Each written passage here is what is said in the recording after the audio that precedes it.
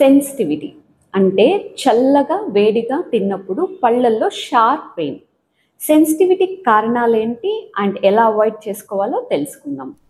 Number 1, hard brushing. గట్టిగా brush చేయడం వల్ల పంటి పైభాగం అరిగిపోయి సెన్సిటివిటీ వస్తుంది. కాబట్టి బ్రషింగ్ ఎప్పుడు సాఫ్ట్ బ్రిజిల్స్ ఉన్న బ్రష్తో జెంటల్గా వర్టికల్ లేదా సర్క్యులర్ మోషన్స్తో బ్రష్ చేసుకోవాలి. Number 2, acid reflex problem.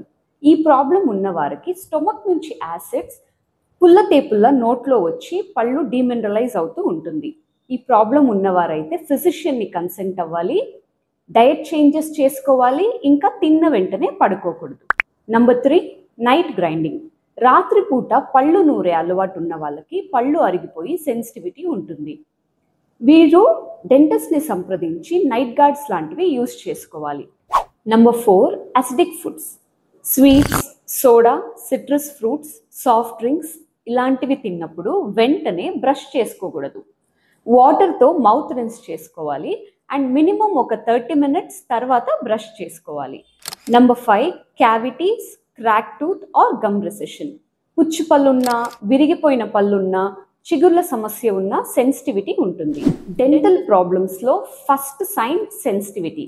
కాబట్టి నెగ్లెక్ట్ చేయకండి, ప్రాపర్ కేర్ అండ్ ట్రీట్మెంట్ తీసుకోండి.